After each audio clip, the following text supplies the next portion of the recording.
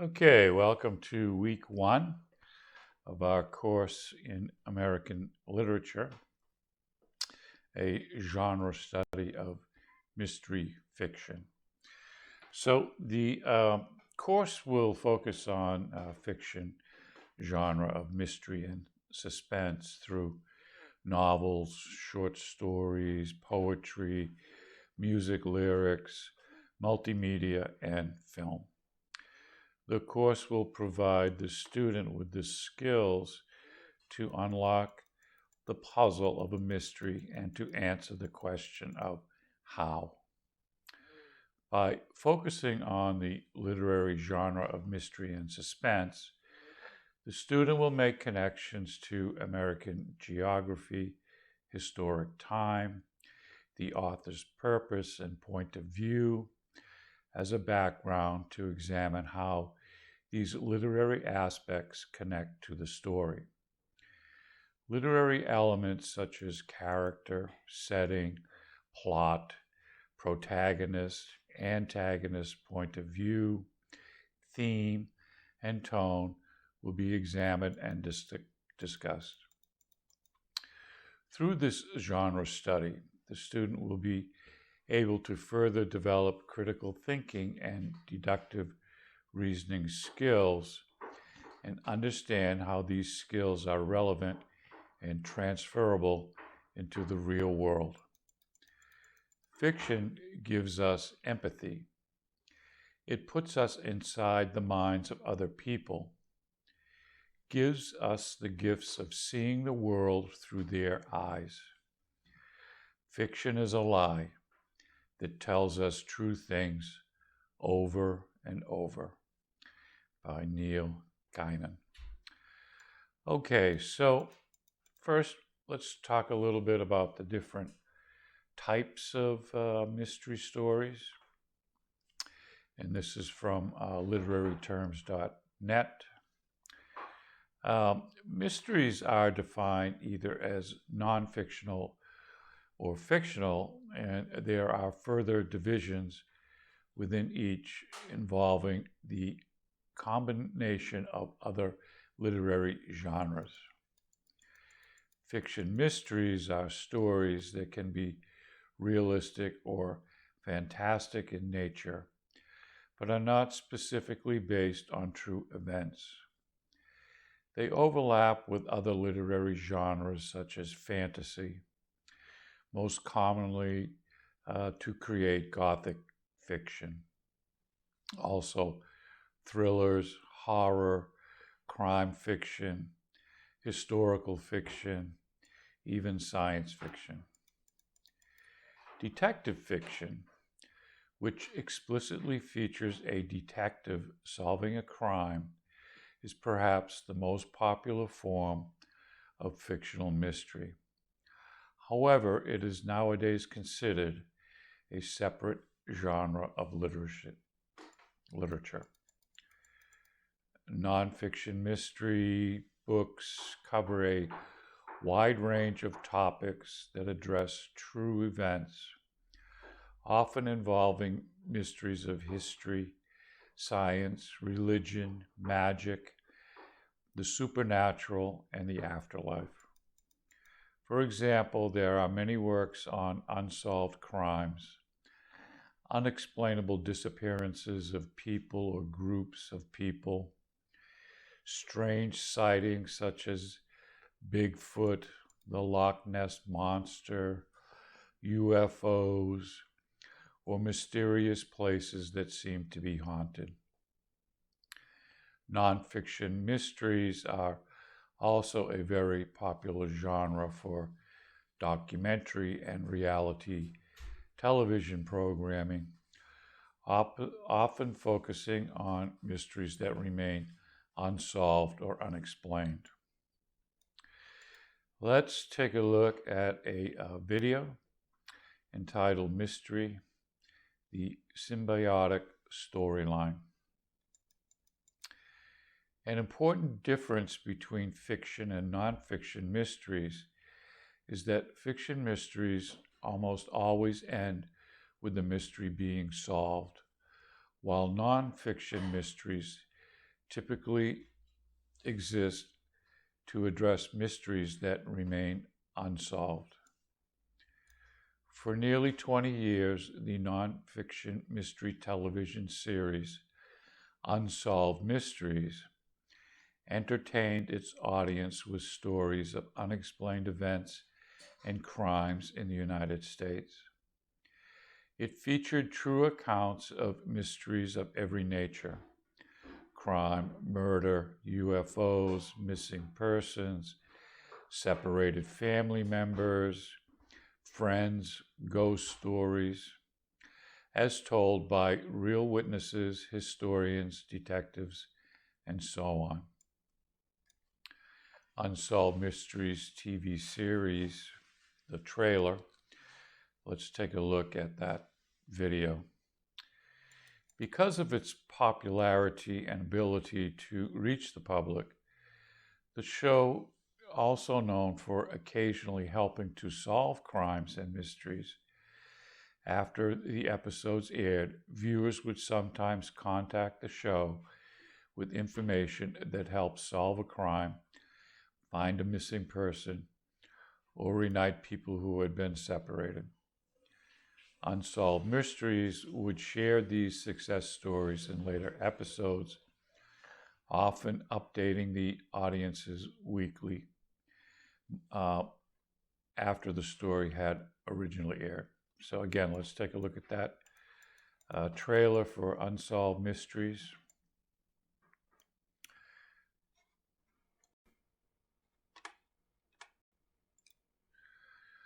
Okay, so what is a mystery novel?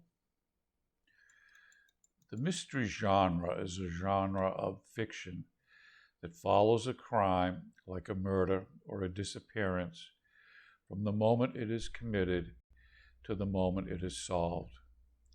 Mystery novels are often called whodunits because they turn the reader into a detective trying to figure out the who, what, when, and how of a particular crime.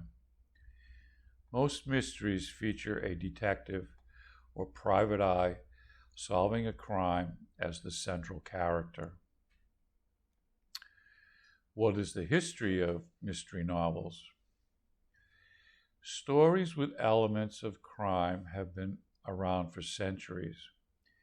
In ancient Greece, Sophocles wrote about themes of murder, exile, suicide, and death.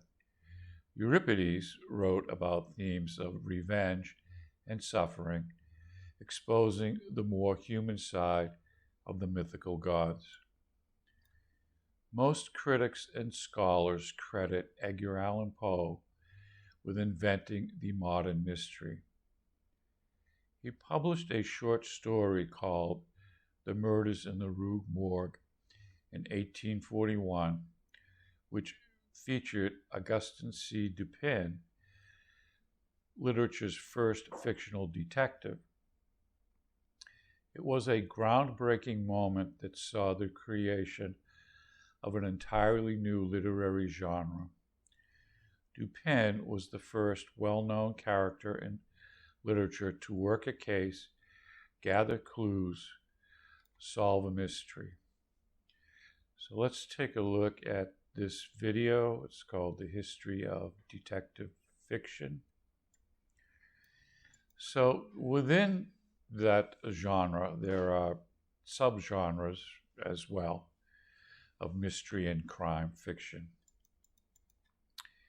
Mystery and crime fiction often fall into four separate subgenres, each with its own characteristics.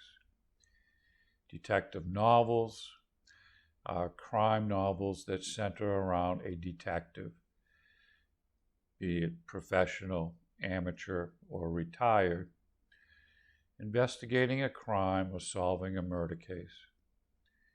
Detective novels generally start with a mysterious incident or death and unfold as the detective follows leads, investigates suspects, and ultimately solves the case. Sir Arthur Conan Doyle introduced the world to the famous Sherlock Holmes in 1887, when he first began writing the series of stories featured in the popular detective. And so actually he started writing these stories for a magazine called The Strand. And this was published weekly. And it was broken down into parts. So not one story complete. So that people would read it, and even back then in the office or in the factory, people during their break time, in the same way we might discuss the latest TV program of the week. Hey, did you see that? Hey, did you read Conan Doyle's story this week on Sherlock Holmes? I think it was the butler who did it. And it would be the topic of weekly discussion for people, and they'd follow it along. It was a smash hit series. Okay, so the next subgenre is called cozy mysteries. These are detective novels that contain no violence or profanity. In order to solve a case, the detective in a cozy mystery often uses the intellect as opposed to police procedures. The genre has some overlap with detective novels.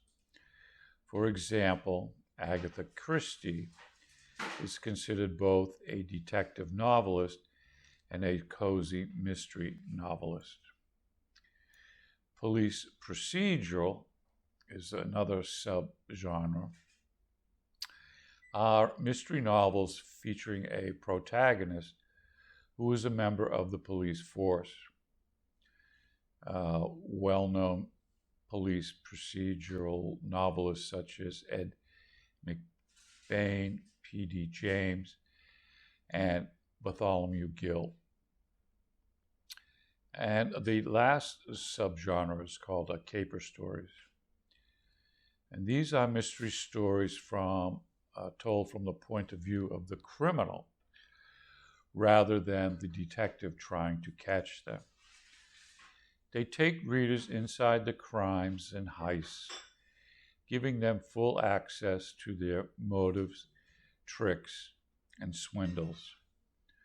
Unlike most mysteries, caper stories often include elements of humor. So, what is the structure of a mystery novel?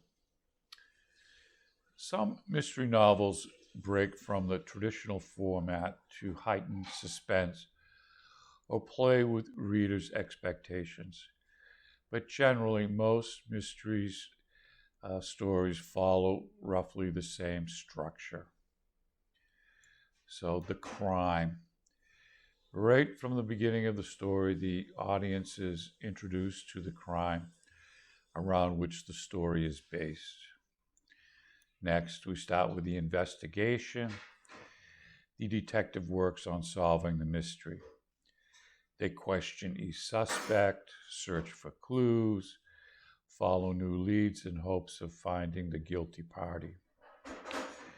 Within the story is always a twist, a plot twist.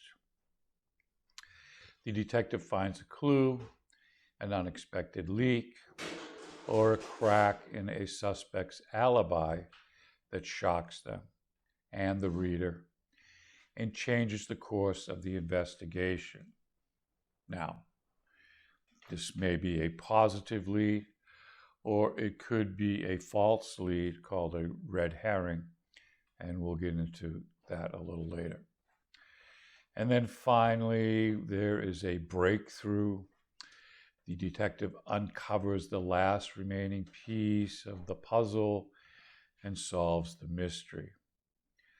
And finally, we have the conclusion, the culprit is caught, and all outstanding questions are resolved.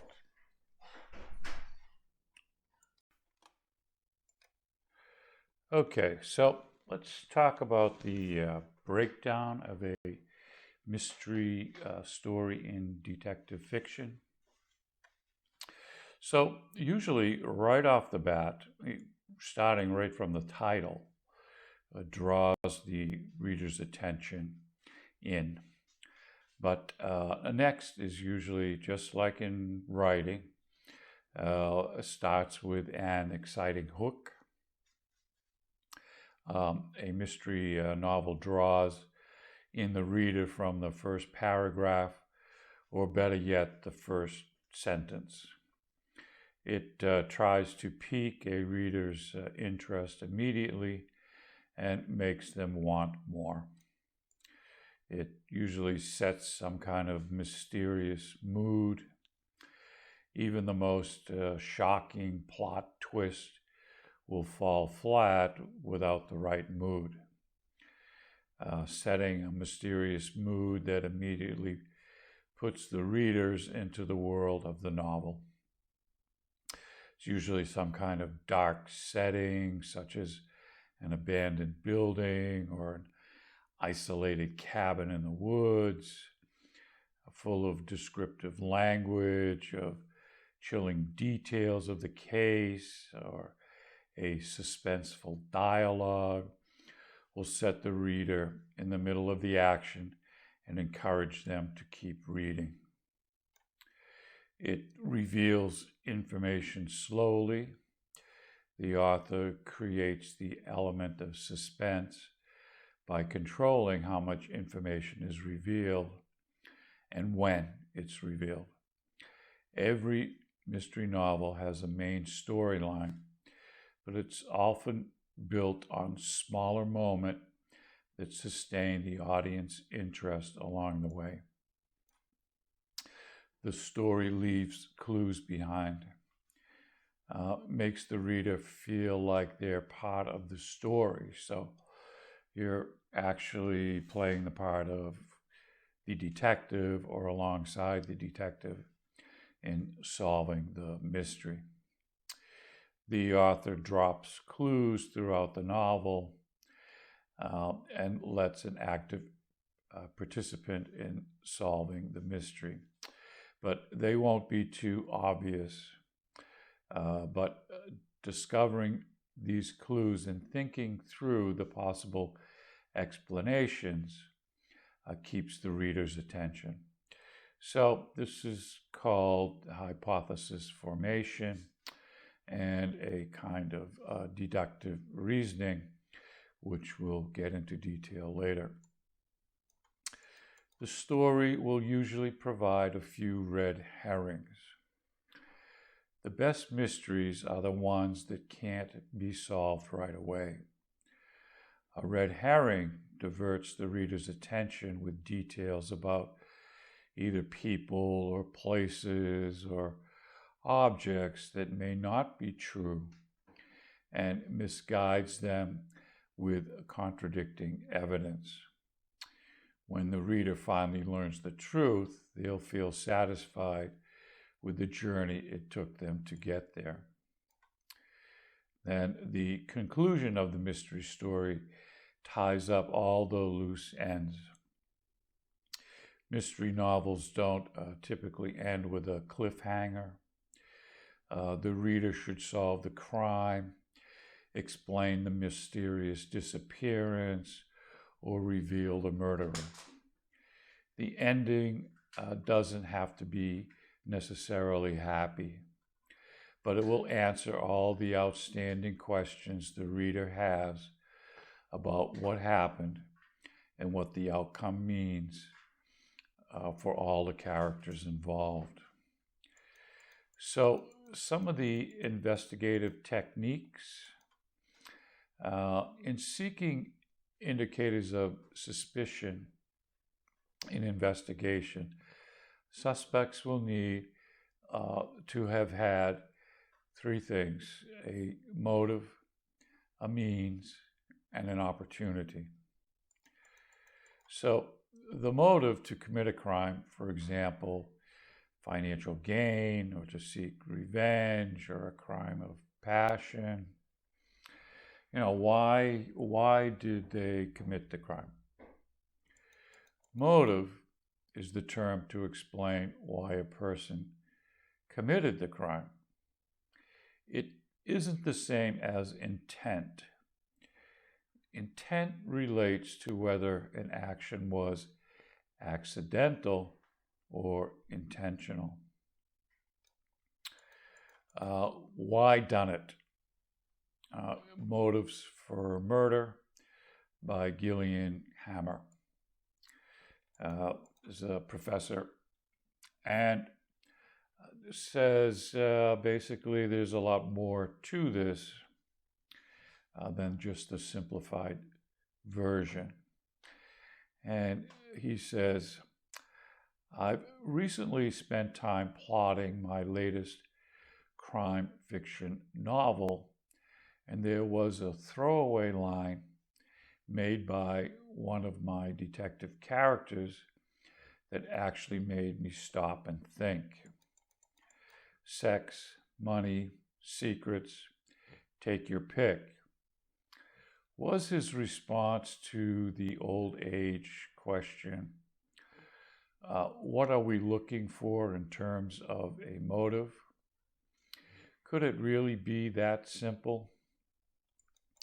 He goes on to say, it made me analyze fictional murder motives in depth. I actually went back through my previous novels and listed motives in each, and the biggest single reason so far in my books is revenge. In crime fiction, we writers walk a virtual tightrope. We need the tension, pace, and excitement, but we also need any resolution to be believable, creative, and satisfying for the reader.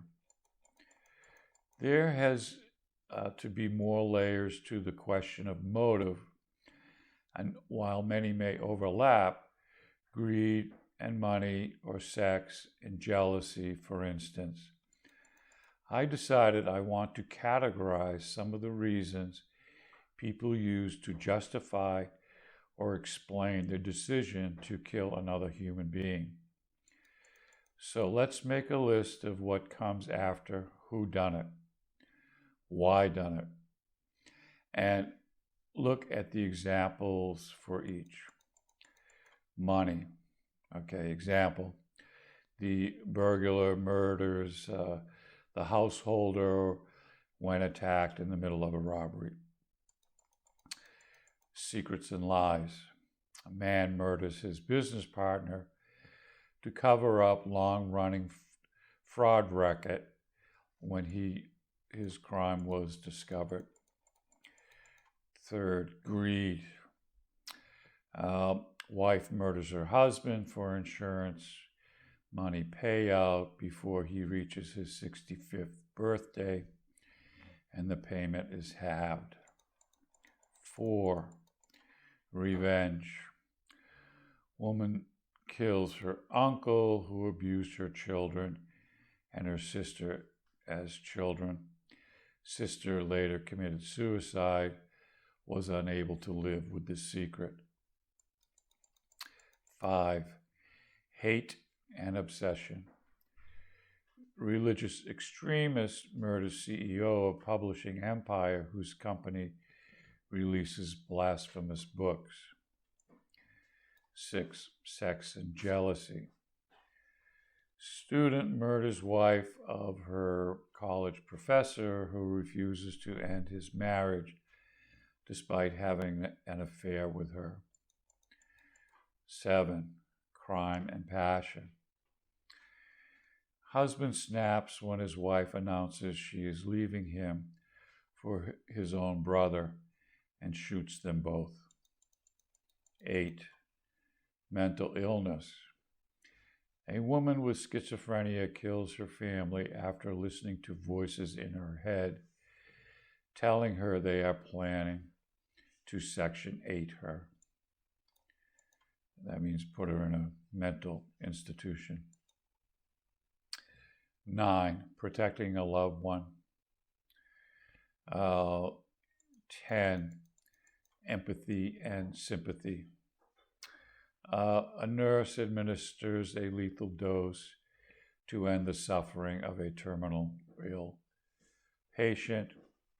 11, covering up for another crime, such as a politician kills his personal assistant who discovers the drug dealing past of his boss. 12, mistaken identity, such as a man kills a drug dealer in revenge for his brother's death by overdose, but kills the dealer's brother by mistake.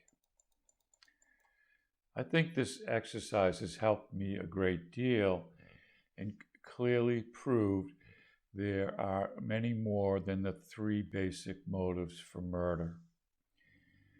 Means to commit the crime means the tools or the physical capabilities.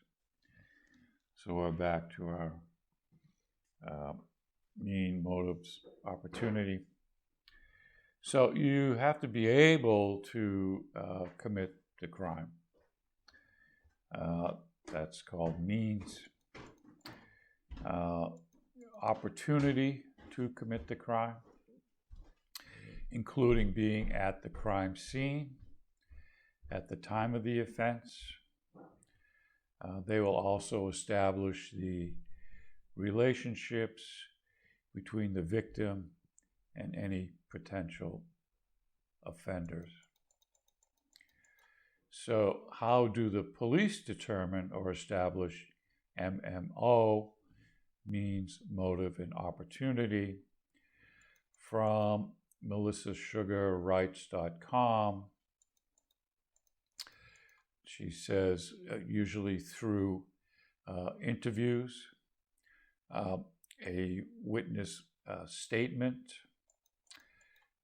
search for inconsistent statement or lies, physical evidence, what might show a motive, such as a torn lover's photo, travel documents, insurance policies, emails, text messages, social media. The police will also scour bank records, vehicle GPS, airline tickets, movie stubs. They will talk to witnesses to see if anyone can recall seeing the suspect at the place and at the time the suspect is purported to be at his alibi location. And we'll talk about alibi a little bit. The police will also look at gas receipts, toll booth scans, traffic camera photos, surveillance video cameras from the crime scene, and places nearby where a suspect claims to have been at the time of the murder. They'll also look at hotel records and receipts. Did the person order room service, make a landline toll call, watch or pay preview movie?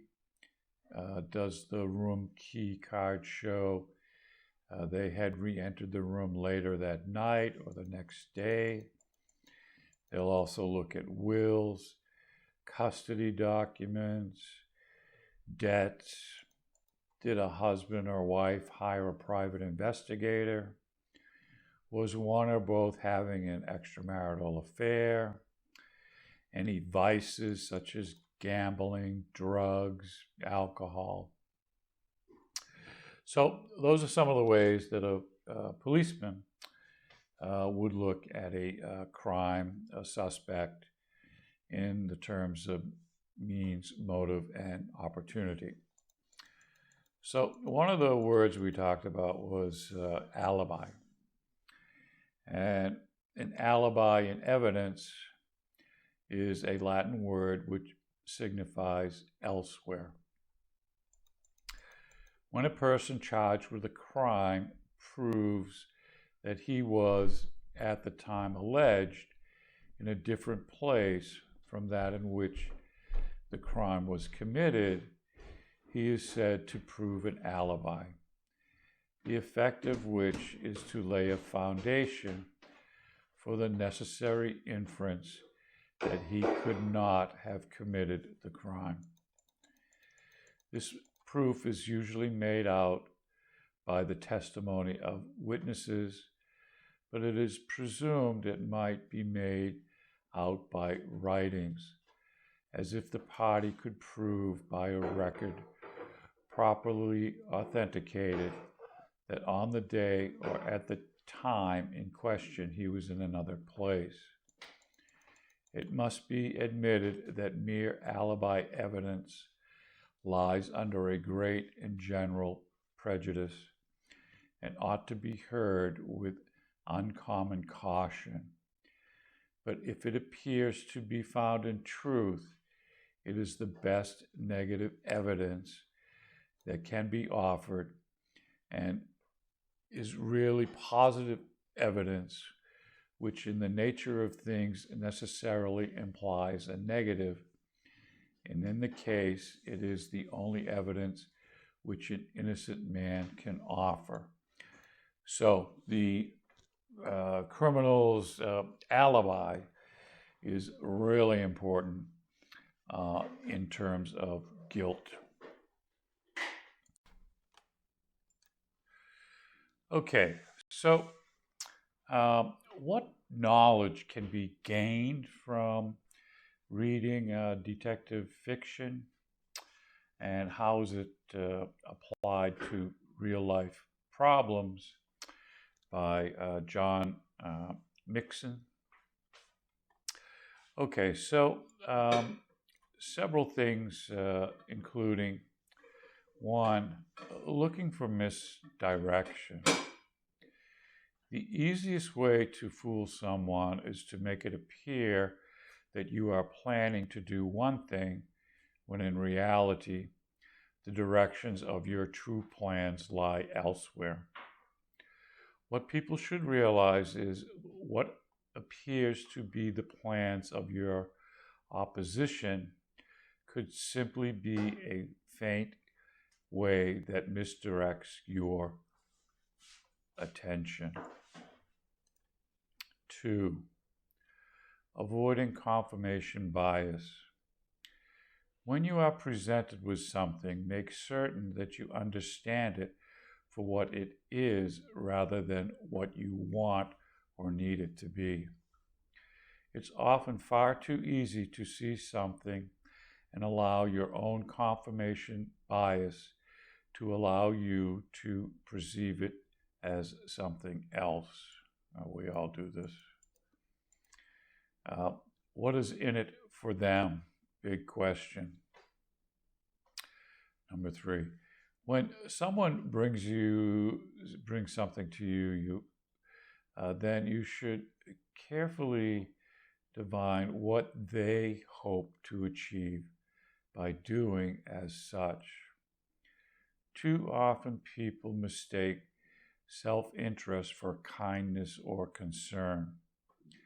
Until you are certain what they hope to gain from you, it's always wiser to remain pragmatic or neutral towards them, what they are offering. So, number 1, if it's too good to be true, probably is.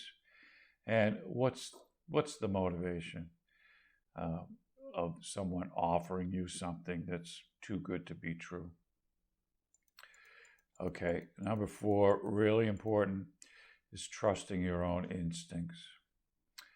If it seems like a bad idea, it probably is. You should be careful when you undertake certain decisions or actions, as you may be subsuming your natural caution because you think that you might be being paranoid.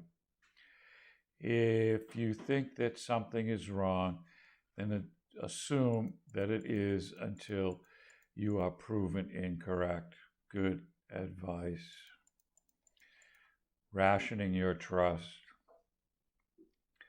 You should be careful about whom it is that you trust. Most people feel that once they know someone, or worse, think that they know someone, that they should lower their guard. Unfortunately, self-interest often outweighs altruism in many people. And when you forget, that you may find yourself in a bad position. While detective fiction isn't real life, and it has the major advantages of having omniscient characters and an ending which allows the protagonist to not to be too severely injured or killed by his or her mistakes, it can be very useful for you to allow yourself to view life situations from a more pragmatic perspective. All good advice. Okay, so let's take a look at two videos put together by a professor from the New York Buffalo University. And he really kind of ties up everything that we've just talked about in a nice, neat little package. There are two clips to it. They're very short. But the first one is, what are the history and appeal of mystery and suspense fiction? That's Professor Chat Clip 1. And the second one is innovation and change in mystery fiction, which is Chat Clip number 2. So let's take a look at those two videos, and we're going to move on to talk about some of the traits of our hero, the detective. So the detective's appearance can have a major effect on his or her effectiveness on the job. For example, a detective called Ironsides, a detective your grandparents will remember from television, was in a wheelchair, and suspects did not think he was a threat because he was physically challenged. Similarly, Agatha Christie's Miss Marple is an elderly woman. Again, suspects do not find her threatening and tell her things they might not tell the police. So that's from the physical appearance of the detective. And you'll notice they all have some unusual physical character traits. So this is an article called A 7-Step Guide to Creating the Perfect Detective Character by C.T. Mitchell, Fiction Reading and Writing. Detectives, she says, detectives come in all shapes and sizes. The idea that a successful detective needs to be good-looking, toned, deep, mesmerizing eyes with a rock-solid square jaw would rule out most of the world's most famous detectives. A favorite Belgian with a handlebar mustache certainly wouldn't fit this bill. But there are some characteristics of a successful detective that have readers rushing back to the bookstore to buy more. Here are the 7 must-have characteristics a detective absolutely needs if the mystery, thriller, or suspense theories in which he appears is to be a success. He must be smart, even verging on brilliant. Great detectives often have an outstanding ability, great skills of deduction, perhaps can read minds or understand human psychology. Think of Hercule Poirot and his little gray cells. And we're going to talk about him in depth a little later. He needs expertise in another field. He might have a medical background. Perhaps there is a connection to forensics. The detective's personal knowledge of a subject often helps them solve crimes. Chief Inspector Morse's knowledge of Oxford and history has helped him numerous times. And in any case, we all want to be an expert at something, don't we? Yep, we sure do. A misunderstood outsider. The detective always seems to be someone who's a little bit outside of the social norms. Detectives don't quite fit in appeal to readers. They can be loners, but are still self-aware and confident. Such characteristics appeal to a reader's rebellious side, as a lot of us hate having to conform. A bumpy career. Our favorite detectives never have a smooth career. They've usually had a bumpy ride brought about by their anti-establishment attitude. They may always seem to be butting heads with the chief supervisor, but it is this strength that women love and men wish they had that makes detectives a winner. A powerful sense of justice. Detectives with an unshakable belief in justice always get their perpetrators. They never give up. They are extremely dependable. Nothing will beat them. Now, in many times, the detective has a sidekick and a partner that they work with, and that partner is usually their opposite, and it helps them to kind of play off of each other.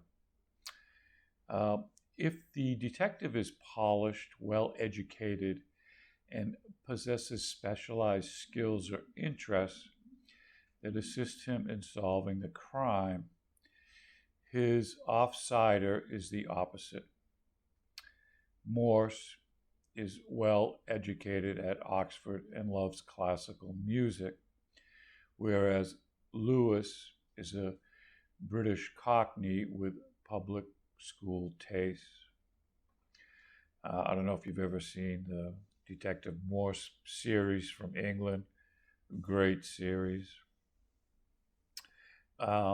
Such combinations work well because they give readers a taste of life they personally don't experience. Detectives are usually a bit of an enigma. They don't fit in.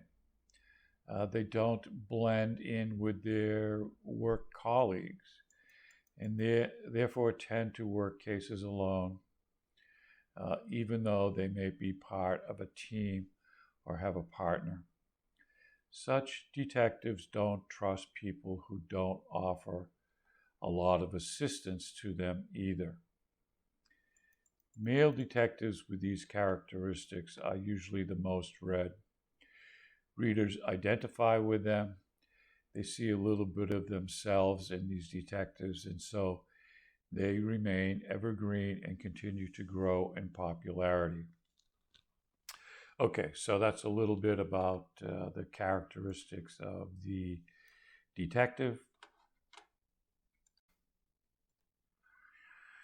Okay, let's continue on with an introduction to Edgar Allan Poe. He was born in January 1809, and he passes away in 1849. And he was an American writer, poet, editor, and a literary critic. Poe is best known for his poetry and short stories, particularly tales of mystery and the macabre. He is widely regarded as a central figure of Romanticism in the United States literature as a whole, and he is one of the country's earliest practitioners of the short story. He is also considered the inventor of the detective fiction genre and is further credited with contributing to the new emerging genre of science fiction. Poe was the first well-known American writer to earn a living through writing alone, but this resulted in a financially difficult life and career. Edgar Allan Poe was born in Boston, the second child of actors David and Elizabeth Eliza Poe. His father abandoned the family when he was young, and his mother died the following year. So Poe was an orphan and was taken in by John and Frances Allen of Richmond, Virginia. They never really formally adopted him, but he was with them well into his young adulthood. Tensions developed later as Poe and John Allen repeatedly clashed over Poe's debts, including those incurred by gambling and the cost of Poe's education. Poe attended the University of Virginia but left after a year due to lack of money. He quarreled with Allen over the funds for his education and enlisted in the United States Army in 1827 under an assumed name. It was at this time that his publishing career began with the anonymous collection Tamerlane and Other Poems in 1827, credited only to, quote, a Bostonian. Poe and Allen reached a temporary rapprochement after the death of Allen's wife in 1829. Poe later failed as an officer cadet at West Point, declaring a firm wish to be a poet and a writer, and he ultimately parted ways with Allen. Poe switched his focus to prose and spent the next several years working for literary journals and periodicals, becoming known for his own style of literary criticism.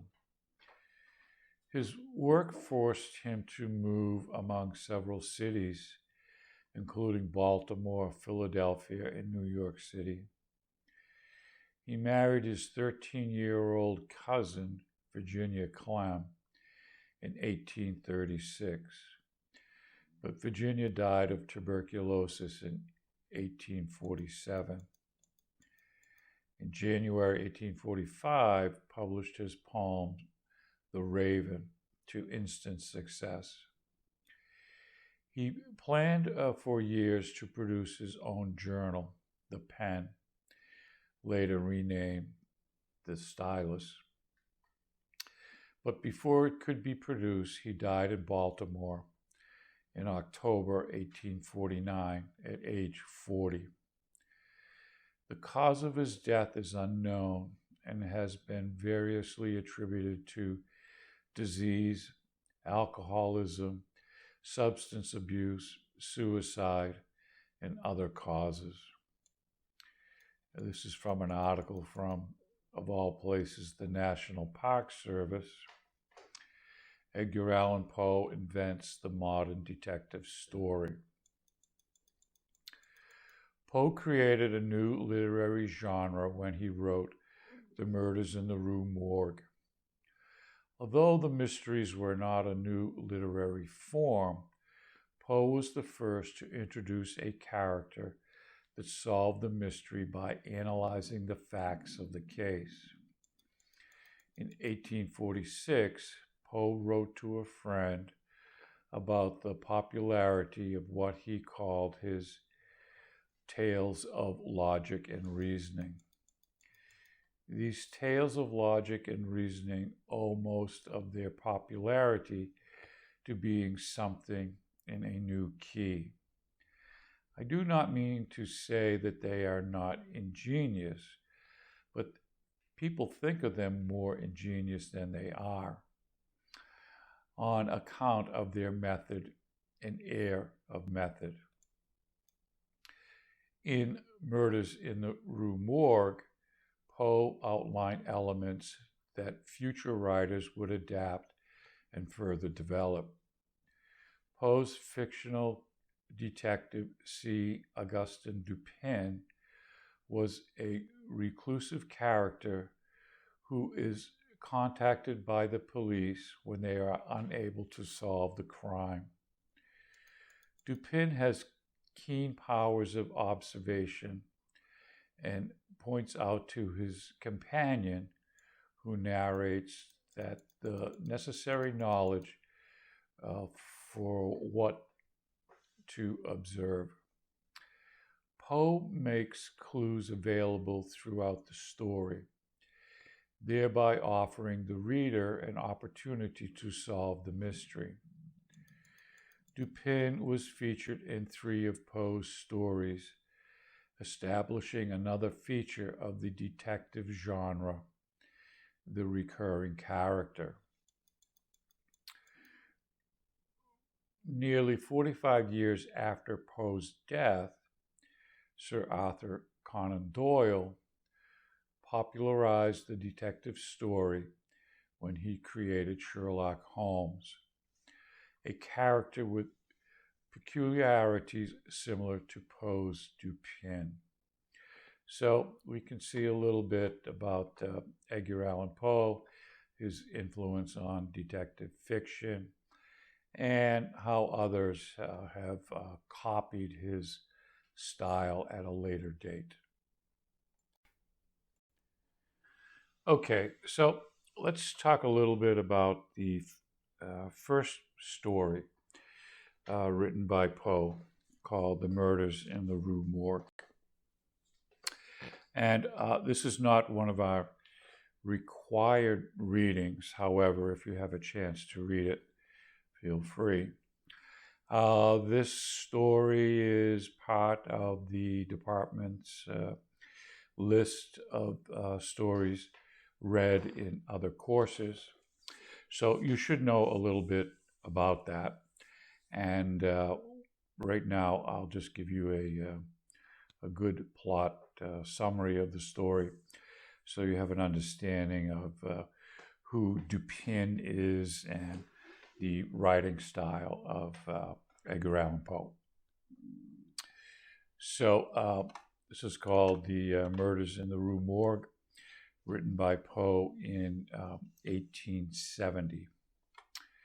So the unnamed narrator of the story opens in a lengthy commentary on the nature and practice of analytical reason, then describes the circumstances under which he first met Dupin during an extended visit to Paris. Dupin is the hero detective of the story. So the two share rooms in a dilapidated old mansion and allow no visitors. Having cut off all contact with past acquaintances, and venturing outside only at night. We existed within ourselves alone, the narrator states. One evening, Dupin demonstrates his analytical prowess by deducing the narrator's thoughts about a particular stage actor based on clues gathered from the narrator's previous words and actions. So he's really kind of showing off his analytical skills of people and psychology. During the remainder of that evening and the following morning, Dupin and the narrator read with great interest the newspaper accounts of a baffling double murder. Madame L'Espagne and her daughter have been found dead at their home in the Rue Morgue, a fictional street in Paris. The mother was found in a yard behind the house with multiple broken bones and her throat so deeply cut that her head fell off when the body was moved. The daughter was found strangled to death and stuffed upside down in a chimney. The murders occurred in a fourth-floor room that was locked from the inside. On the floor were found a bloody straight razor, something used for shaving back in the old days, several bloody tufts of gray hair, and 2 bags of gold coins. Several witnesses reported hearing 2 voices at the time of the murder, one male in French, but disagreed on the language spoken by the other.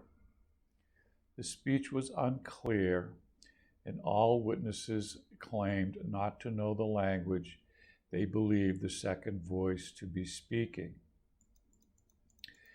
A bank clerk named Adolphe Lebon, who had delivered the gold coins to the ladies the day before, is arrested, even though there is no other evidence linking him to the crime. Remembering a service that Lebon once performed for him, Dupin becomes intrigued and offers his assistance to G, the prefect of police. Because none of the witnesses can agree on the language spoken by the second voice, Dupin concludes that they are not hearing a human voice at all. He and the narrator examine the house thoroughly.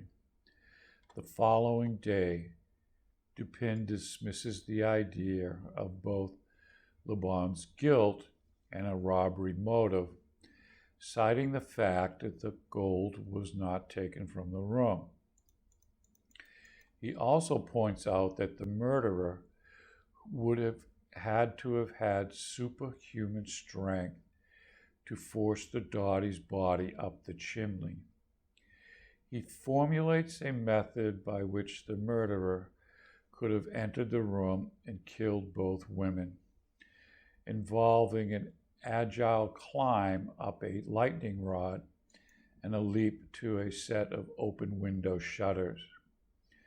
Showing an unusual tuft of hair he recovered from the scene and demonstrating the impossibility of the daughter being strangled by human hand. Dupin concludes that an orangutan, so kind of ape monkey, killed the woman.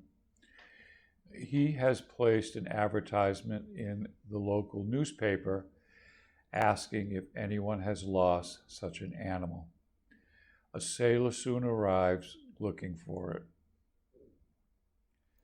The sailor offers to pay a reward, but Dupin is interested only in learning the circumstances behind the 2 murders. The sailor explains that he captured the orangutan while in Borneo and brought it back to Paris, but had trouble keeping it under control. When he saw the orangutan attempting to shave its face with his straight razor, imitating his morning grooming, it fled into the street and reached the Rue Morgue, where it climbed up into the house. The orangutan seized the mother by the hair and was waving the razor, imitating a barber. When she screamed in fear, it flew into a rage, ripped her hair out, and slashed her throat and strangled the daughter.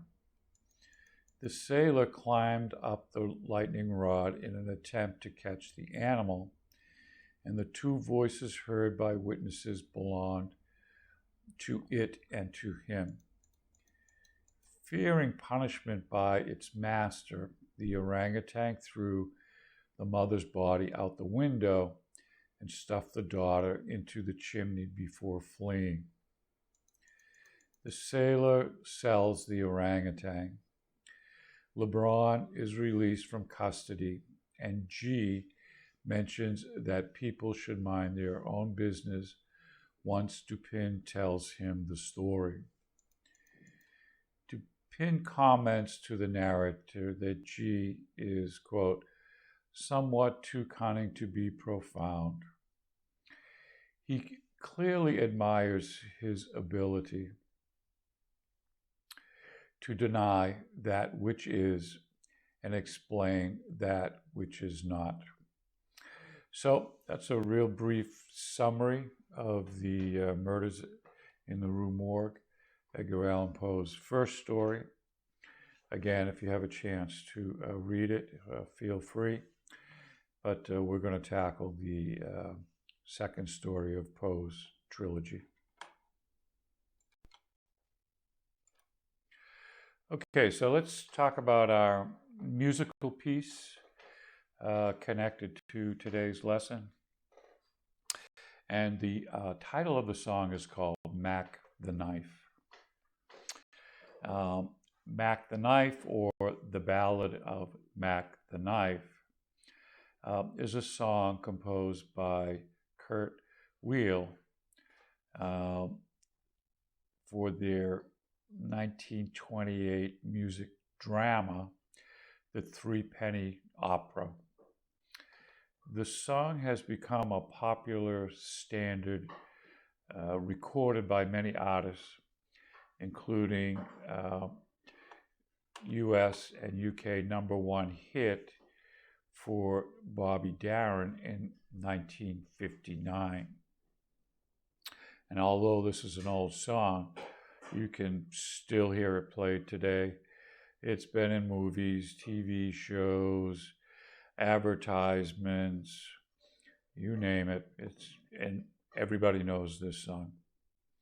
So a little of the background, it actually comes from the Threepenny Opera. Moratat is a medieval version of the murder ballad performed by strolling minstrels.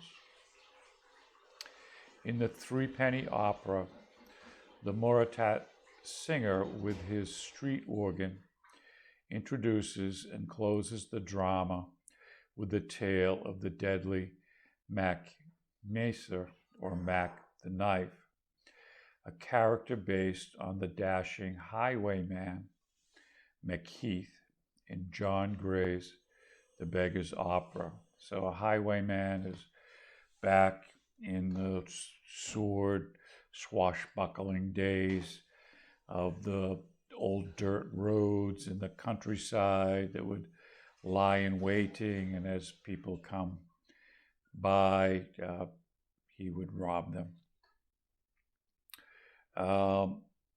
The version of the character was far more cruel and sinister and has been transformed into a modern anti-hero.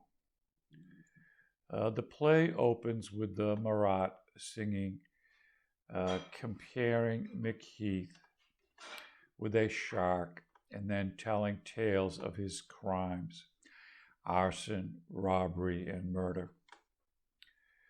Uh, the song was a last-minute addition that was inserted before its premiere in 1928 because the actor who played Mick Heath demanded another song that would be more effectively introducing his character. The writers decided that the song would not be sung by Mick Heath himself, opting instead to write the song for a street singer in keeping with the Marat tradition. At the premiere, the song was sung by Kurt Guerin, who played Police Chief Brown. The writers intended the Marat to be accompanied by a barrel organ, which was to be played by the singer. At the premiere, though, the barrel organ failed, and the pit orchestra, a jazz band, had to quickly provide the accompaniment for the street singer. Bobby Darin took the song by the scruff of the neck and turned it into a swing classical widely known today.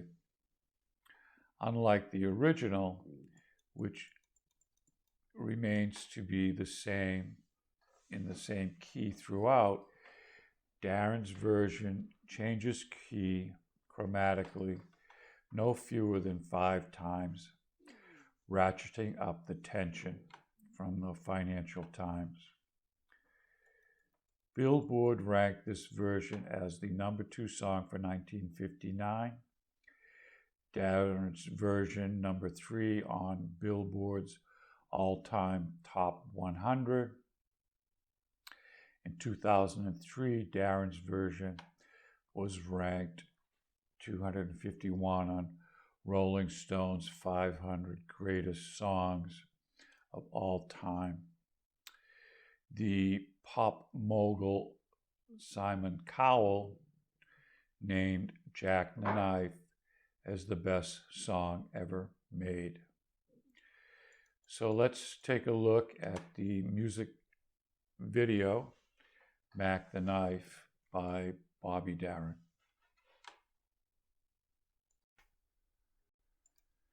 Okay, so let's take a review of our lesson today. We went through a lot of material very quickly, so let's do a takeaway general wrap-up of what we covered today. So this was our introduction to the course American Literature, a genre study of mystery fiction. We talked a little bit about the course description.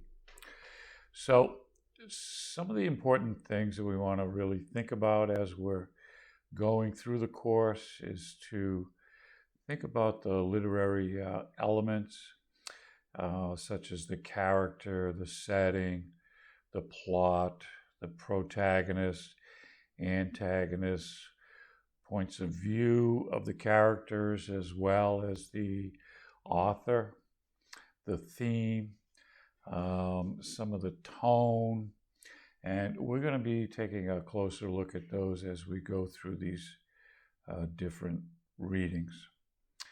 We talked a little bit about critical thinking and deductive reasoning skills that you should be able to acquire from the readings of these, especially the detective fiction stories. So we kind of talked a little bit about mystery as a huge genre with many parts to it. We talked about the different kinds of mystery, fiction mysteries, nonfiction mysteries.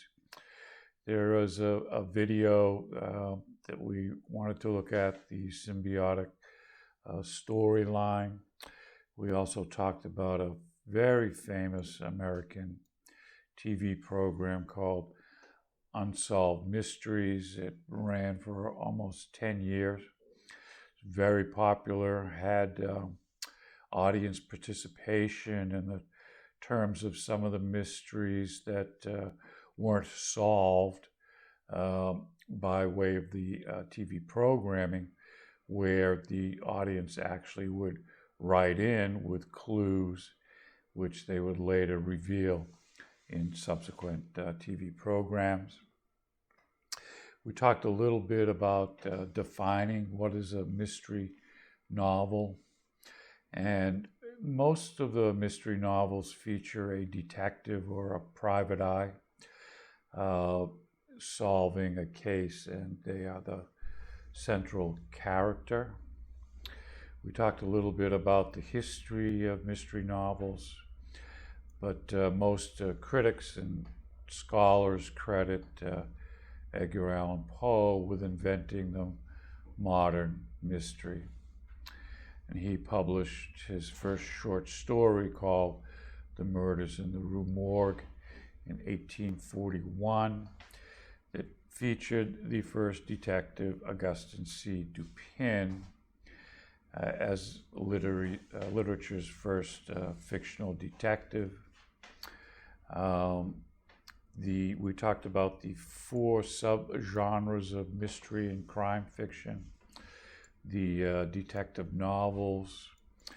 Mentioned Sherlock Holmes. We'll be getting into Sherlock a little bit more in depth. And just as a side note, although Arthur Conan Doyle is not an American author, he's a British author, almost all of the Sherlock Holmes stories take place in England. However, the choices of the stories for this course will have a definite connection to the United States, as a couple of his stories actually take place in America, usually involving the West. We talked a little bit about cozy mysteries. One of the more famous authors for that is Agatha Christie. We're going to explore one of her famous stories called The Murder on the Orient Express. Again, Agatha Christie is a British writer. The story takes place, Murder on the Orient Express takes place between Istanbul in Turkey into Central Europe on a train that gets stuck in a snowbank, and a murder is committed on the train. Now, the story's connection to the United States is based on a true story about a kidnapping called the Lindbergh kidnapping, and some of the characters that are involved in that kidnapping and murder of Lindbergh's child.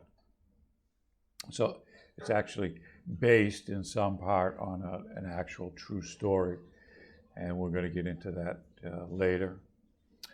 We talked about a kind of genre called police procedural, which is the police are involved in how do they capture the crime, and there are certain steps that they take, and we're going to talk about that coming up. We talked about caper stories, which is kind of a twist, a turnaround. These are mystery stories told from the point of view of the criminal and how they did it. We talked a little bit about the structure of the mystery novel. It's basically, there's the crime, the investigation, the twist, a breakthrough in the case, and finally a conclusion. We talked about the breakdown of mystery story and detective fiction. It starts with a hook, sets a mysterious mood. They reveal the information very slowly. It leaves clues behind. Depends on the reader's hypothesis formation and deductive reasoning to kind of go along with the solving of the crime. Usually within that, there is something called the red herring, which is a false lead, taking the reader and the detective on a path that leads to nowhere. And then finally, there is the conclusion where the mystery story ties up all the loose ends. We talked a little bit about investigative techniques, motive, means, and opportunity. We discussed something called Why Done It? Motives for Murder by Gillian Hammer. And it's not always just three simple, easy choices. Some of the other choices involve money, secrets and lies, greed, revenge, hate and obsession, jealousy, crimes of passion, mental illness, maybe protecting a loved one, empathy and sympathy, covering up for another crime, mistaken identity, interviews, witness statements. Okay, so these are all some of the vocabulary that are part of mystery and detective fiction. There's always the search for inconsistent statements or lies that you as the reader may uncover along with the detective. There's the physical evidence, debts, vices, the alibi, which is really important if the person is not guilty. And it's probably the only evidence that an innocent man can offer. We talked about what knowledge gained from detective fiction can be applied to real-life problems by John Mixon. And this is really the key central part here in terms of protecting yourself. This is all good advice. We talked about looking for misdirection, avoiding your own confirmation bias. We have to ask the question, somebody offers you something, what's in it for you? What are you getting out of this? You're offering me this great deal. Why? And trust your instincts, okay? We all get those feelings, this doesn't sound right, or I don't feel good about this. Well, we really need to trust that. And be careful who you give your trust to. These can be all very useful if you allow yourself to view real-life situations from a more pragmatic perspective. Okay, we talked a little bit about the history and appeal of suspense fiction with Professor Schmid. His two videos, the second one being Innovation and Change in Mystery Fiction. He really ties up all of those topics that we covered in the first probably 75% of the lecture today. We talked about the traits of a detective. Detectives come in all shapes and sizes. They're really smart, even verging on being brilliant. They have some outstanding ability, great skills of deduction. Maybe they can read minds, or just a good, strong, basic understanding of human psychology. They are usually an expert in another field. They are misunderstood. They are usually an outsider in society in some way, odd, unusual. Their career is usually very bumpy. They have a powerful sense of justice, and they usually have a partner who is their complete opposite. And they just don't seem to fit in. We talked a little bit about Edgar Allan Poe, and he invents the modern detective story. We did a plot summary of The Murders in the Rue Morgue, which he wrote in 1870. And finally, we concluded with a song called Mac the Knife, which actually comes from an opera. And so that's kind of a wrap-up of today's lesson. Thanks for watching. I'll see you again next week, and I'll send you an email with all the particulars of where we're going and what we're going to be doing. It's, again, a reflective essay for the lesson, as usual. Okay, thanks for watching. See you again next week. That's it. Bye.